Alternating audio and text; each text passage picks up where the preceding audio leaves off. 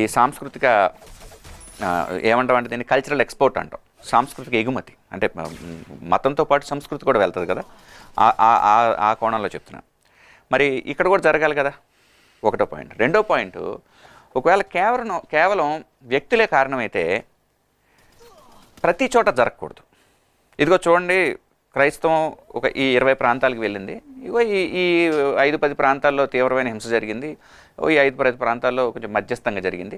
ఇక చూడండి, మిగతా ప్రాంతాలు పెద్ద హింస ఏం జరగలేదు, అసలు హింస జరగలేదు, అక్కడ చాలా బాగుంది, చాలా చక్కగా ఉంది. ఒక 2-3 ప్రాంతాలు అయితే అద్భుతంగా అభివృద్ధి చెందాయి అని అలాగేదో ఉండాలి. కానీ అలాగే ఎక్కడైనా ఉందా? ఎక్కడా లేదు. క్రైస్తవం అడుగు పెట్టిన తర్వాత నాశనం అయిపోకపోవటం అనేది అసలు జరగలే.